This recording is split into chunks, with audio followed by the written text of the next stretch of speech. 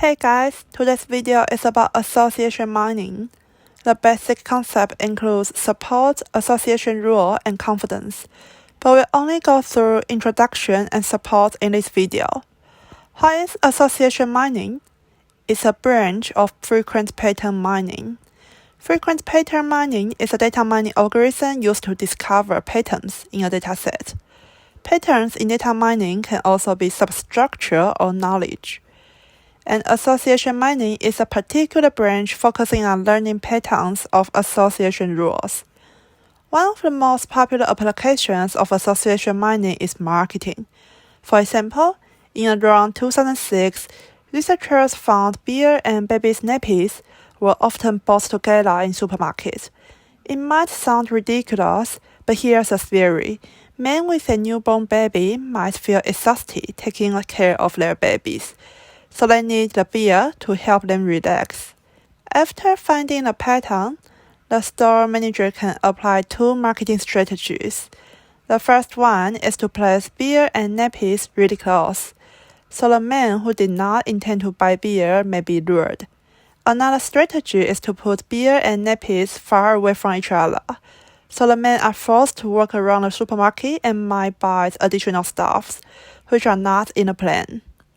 After understanding the basic idea of association mining, I want to define some terms. Item is an atomic data. For instance, an apple, a banana, and orange can be viewed as item.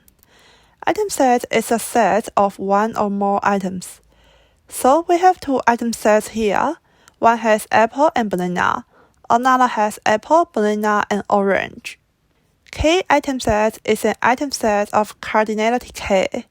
Cardinality K means there are K items in this item set.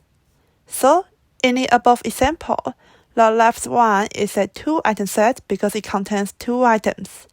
The right one is 3-item set because it contains apple, banana, and orange. Then, transaction is a non-empty item set with a unique identifier in a database. We'll break this definition down to 3 smaller parts. The first one is non-empty item set.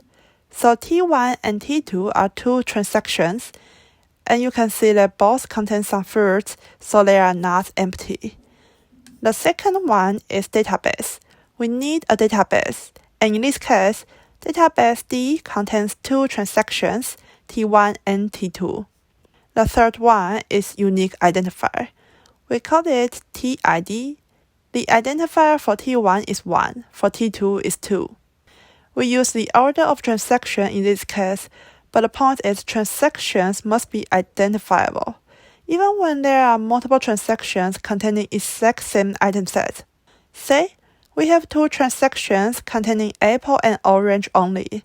How do we distinguish one from another? So, we have to assign a unique identifier to each transaction. Alright, that's the basic definitions we need. We can now discuss support. There are 2 similar terms about support. I'm going to introduce them, and I hope it's not confusing to you.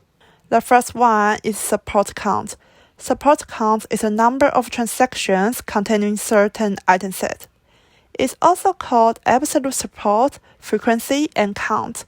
So, support is not equal to support count, but I'll talk about support in detail later. Let's look at an example for support count. Say we have this database, which contains 4 transactions, T1, T2, T3, and T4. The target item set contains apple and banana.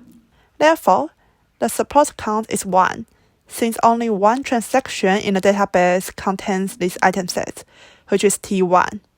It's super easy, right? Just count the transactions containing the item set. However, support is the proportion of transactions containing a certain item set. It's also called relative support. The difference is that we now consider the proportion, not just count. By definition of proportion, support is the support count of an item set in database divided by the total number of transactions. Say we have the same database, and we want to find the support of item set apple and banana.